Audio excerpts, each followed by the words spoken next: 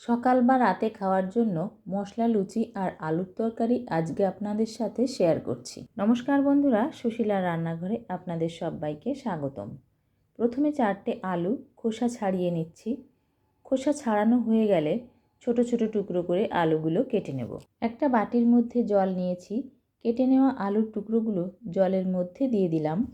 এবার আলুটা জল দিয়ে ভালো করে ধুয়ে নেব। মিডিয়াম সাইজের একটা টমেটো ছোট ছোট টুকরো করে কেটে নেব। এরকম আলুর তরকারিতে টমেটোটা অবশ্যই দেওয়ার চেষ্টা করবেন, কারণ এই তরকারির স্বাদটা দ্বিগুণ বাড়িয়ে দেয় এই টমেটো। 5টা কাঁচা লঙ্কা কেটে নিলাম।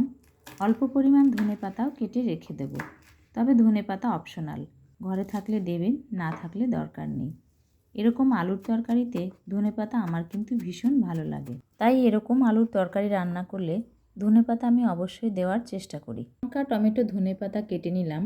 এবার আলুটা সেদ্ধ বসাবো। আলুটা সেদ্ধ করার জন্য একটা পাত্রে পরিমাণ মতো জল বসিয়ে দিলাম।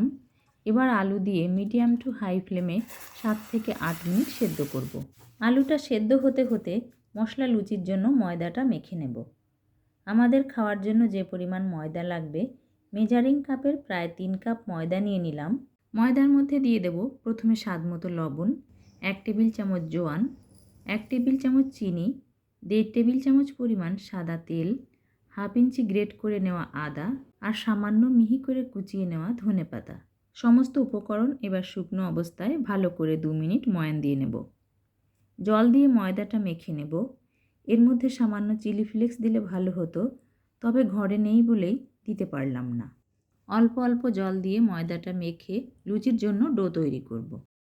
প্রায় 2 থেকে 3 মিনিট মতো ময়দাটা খুব ভালো করে মাখিয়ে নিয়েছি।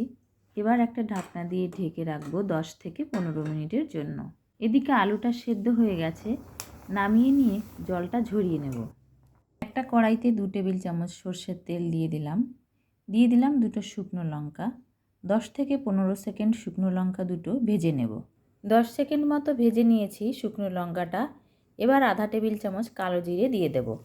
আবারও 10 সেকেন্ড মতো ভেজে নিয়ে টমেটো আর কাঁচা লঙ্কাটা দিয়ে দিলাম। এবার হাই ফ্লেমে 2 থেকে 3 মিনিট ভেজে নেব।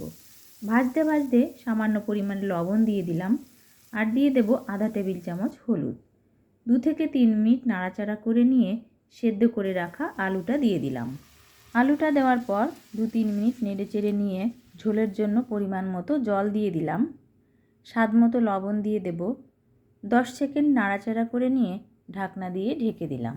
এবার মিডিয়াম ফ্লেমে 5 থেকে 6 মিনিট রান্না করব। প্রায় 6 মিনিট পর ধনেপাতা কুচি আর আধা টেবিল চামচ চিনি দিয়ে 10 থেকে 15 সেকেন্ড হাই ফ্লেমে নাড়াচাড়া করে নামিয়ে নেব। তরকারিটা নামিয়ে রেখে ময়দাটা আবারও একটু মেখে নেব। ময়দা থেকে লেচি কেটে নেব। সমস্ত লেচিগুলো রেডি করে নিয়েছি। লুচিগুলো এবার বেলতে শুরু করব।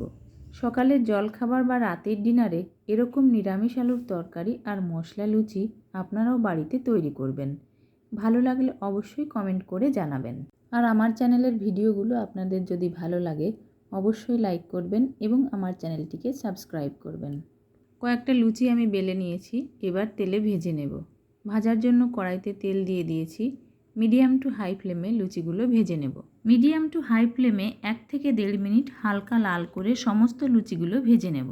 এরকম মশলা লুচি একটু লাল করে ভেজে নিলে খেতে বেশ ভালো লাগে।